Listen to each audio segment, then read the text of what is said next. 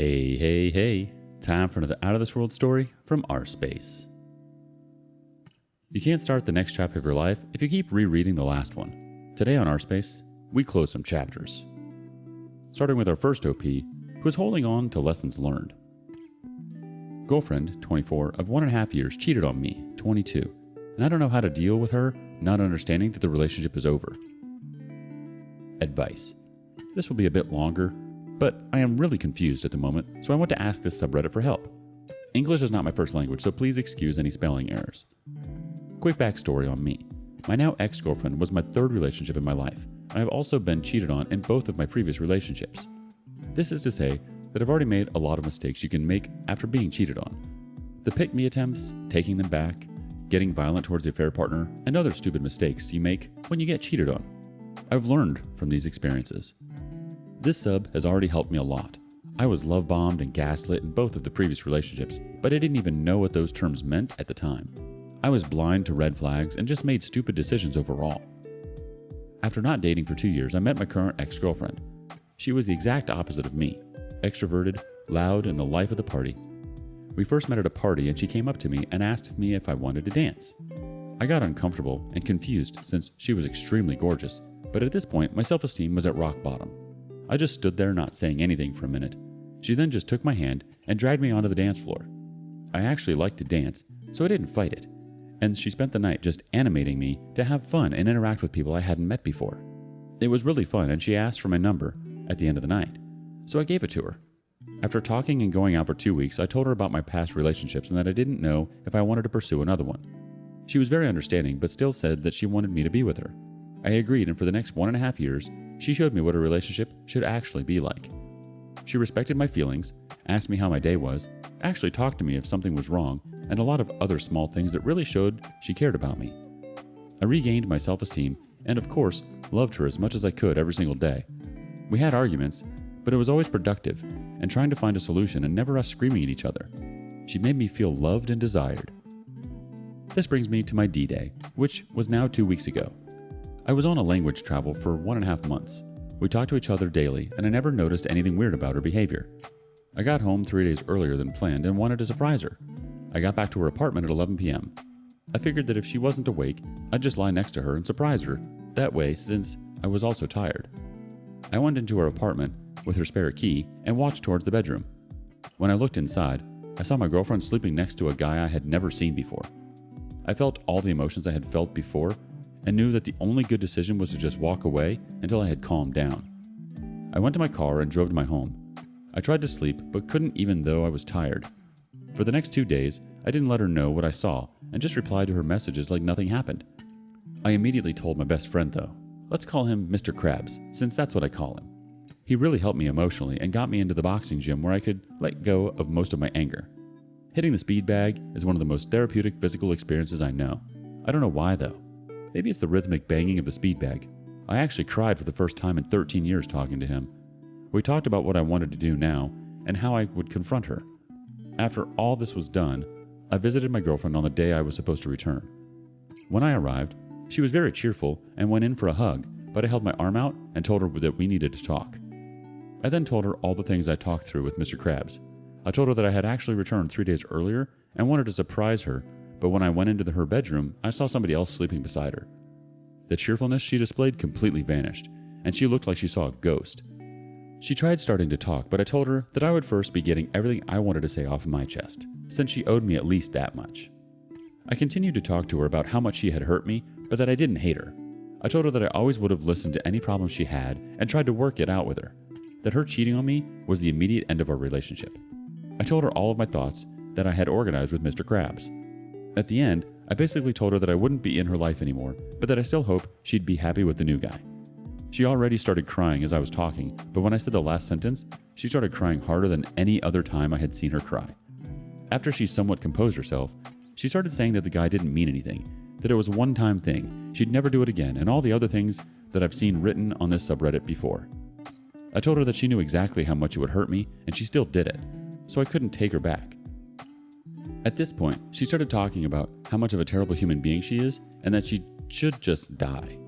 I didn't want to leave her like that, so I tried calming her down, but she kept talking about how she doesn't want to live if I'm not with her. so I called her best friend over and explained the situation before leaving. After this was done, I sat in my car and on the way home, started crying again. I suppressed my emotions as much as possible in front of her, but I was, and still am, a wreck. Now we finally get to the reason I'm posting on this sub.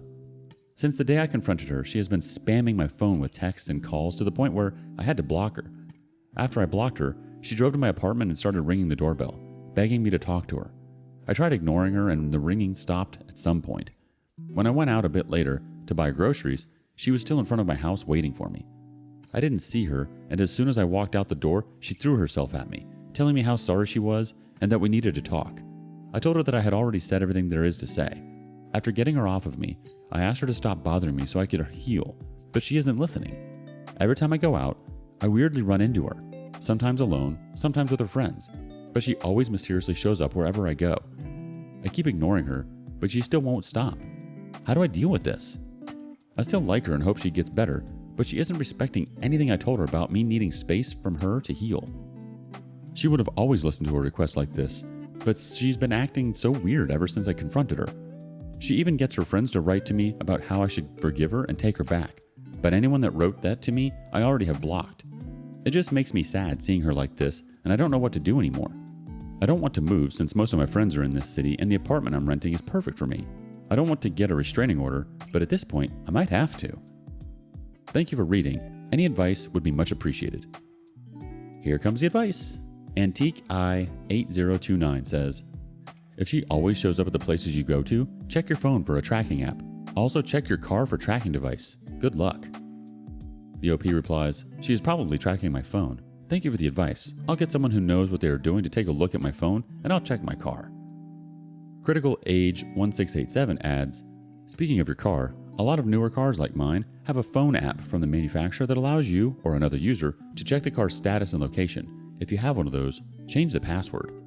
Tercer78 chimes in, have you sought a restraining order? Or simply pay a lawyer to write a sternly written letter about ceasing and desisting to scare her off. Your ex is mentally ill. It makes it very difficult because no logic gets through to her. Her behavior is very concerning. In the meantime, completely gray rock her. Stop being nice. Ignore her. Let her know you're seeking a restraining order or have seen a lawyer for the harassment. You have to turn mean about it and become a very boring gray rock. The OP replies, I will write a letter to her as suggested by another commenter. If it doesn't stop afterwards, I will look to take more serious actions against her. And I'll try to stop myself from seeing her as the person I've been with. Thank you for the advice. Responsible Yam 7973 chimes in, you're 1 year younger than me, but hundreds of years ahead of everyone my age when it comes to emotional maturity. Well done. OP replies, my previous experiences showed me a lot of things I did wrong, but this time I'm satisfied with how well I handled it. Thank you for the kind words. Cranach adds in, first of all, huge props for how you handled this. I can't imagine any better way how to handle this. What I would do in your case would be to give her one more chance to leave you alone. Write her a letter where you tell her that you see no reason in talking to her since she has showed you clearly how good she is at lying to you. You also don't believe that the one time she cheats on you is the one time you catch her. What are the chances? And most of all, you have no desire to talk to her because she never made any attempt to come clean, which shows you that she planned to lie to you forever. She had more than enough time to come clean before you met with her. Because of all that, you can't believe a single word that comes out of her mouth, and that makes any conversation unnecessary. If she wants to show you that you meant anything to her, then she can show that the best way by respecting your wish for distance and stay as far away from you as she can. If she won't do that, then you will be forced to go to the police to get a restraining order. Stay strong and stay on your path.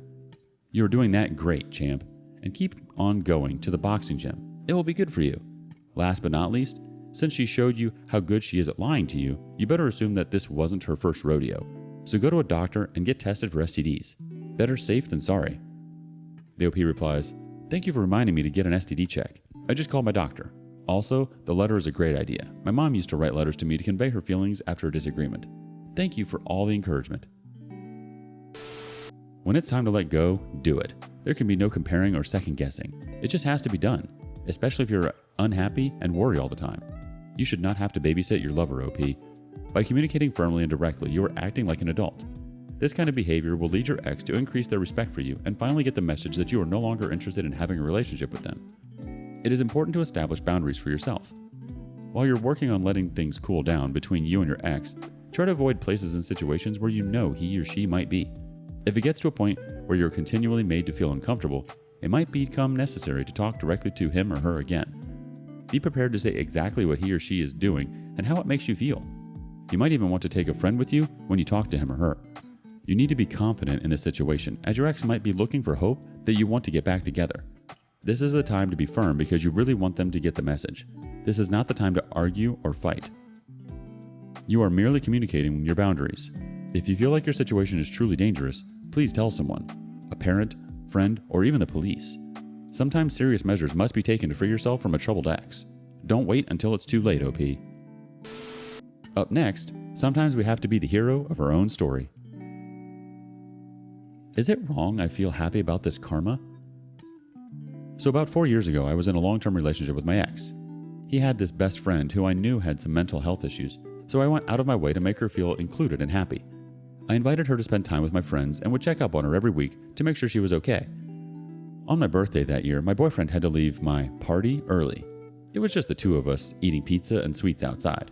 He said his friend was having a panic attack and may hurt herself. I told him to make sure that she's okay and to let me know when things were settled down. 2 days later, he sits me down and says that they both have feelings for each other, but didn't act on them until my birthday. He said he's leaving me for her. 2 weeks after this, he gives her a ring that was meant for me originally. I was told this by his other best friend, and they said they're getting married. In between their wedding and their engagement, his best friend made my life a living hell. She found out I worked with mentally challenged kids and actually bought a bag of candy and gave it to a kid under the condition that she lie and say I hurt her. I had to deal with that for a few days and ended up not being able to volunteer there anymore because parents were worried even though it was proven false. I asked her why she did this, and she said it was because I shouldn't have taken her man's virginity because that was meant for her. I found this incredibly off-putting. She harassed me for a few weeks and then stopped, but her friends would randomly message me updates to taunt me from different numbers. They got married and I was so upset and prayed really hard that she feels the pain I did. I ended up just going about my life not thinking about it because it irked me how much some people can be so horrible. Like I couldn't understand why I was such an enemy. So I decided not to think about it much because it was so disturbing and made me not trust many people. Well, today, I got a message from her. She said he cheated on her and they're getting a divorce, but she suspects he's also cheating with me in addition to this other girl he left her for. The thing is, I live extremely far away from them and haven't spoken to them or anyone who knows them in a long time. I didn't respond. My issue is, I feel happy, like karma happened. I feel horrible that I'm happy. I shouldn't care, but I feel good. I don't like that I feel happy at someone else's pain. My question is, do I respond? Do I ignore everything? Is it bad that I feel happy this happened?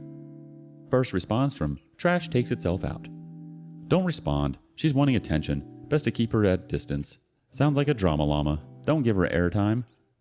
That satisfied feeling you have at her telling you what has happened? It's called Schadenfreude. Comes in 3 different flavors. But the healthy one is about justice when there has been an inequity. Like when someone who has an affair partner gets cheated on. Perfectly normal and healthy given the circumstances you've described. Regular Bat 4449 adds on, he more than likely cheated on you with her. You dodged the bullet. If it makes you smile, then just smile and continue with your life. Just block her and live your best life knowing she got the crappy end of the stick. The OP replies, well, I mean, they even admitted they cheated on my birthday, but they probably started before. We were still together on my birthday, and they said the first time they acted on anything was my birthday. Orchid Glimmer thinks, do not respond. After everything she did, why would you even think about it? She's just looking for attention. Let her find it somewhere else. Block her, block all of her friends, and just let them all wallow in the toxic cesspool they live in. ETAC No says, ignore her. Block her as well and her friends who taunted you. Just stay happy far from these toxic people. The OP responds, yeah, it's so odd that adults behave like teens sometimes. Like, who has the time? I remember some of the early texts I got. One said that she was pregnant, which wasn't true. They just said it to try to make me upset. Another sent me photos of them kissing. It was so weird. Like, who has the time or energy to do that? What was the motivation? Don't people have jobs or something? I barely date now. I had one relationship after this one, and that one ended up with me in the hospital. So I just kind of don't trust people enough to date anymore. I can no longer be aroused by the thought of a man's genitalia. I'm not sure what to do about that. Like, I could be horny, but then I start to watch porn, or I just use my imagination, and suddenly I'm like the Sahara Desert. I should probably get help for that. I'm so sorry this happened, OP. You did not deserve to be treated that way, by him or her. The best thing you can do is go on about your life. Ignore her and ignore them. They add no value to your life, and you shouldn't waste your energy on them. You're right, she got a taste of her own medicine. Your best revenge is living the best life you can for you and you alone. Work on your own happiness and focus on your own dreams and goals. Thank you for joining us today. Like and subscribe and hit that notification bell so you don't miss out on our next video. Also, please let us know what you thought of today's content. See you soon!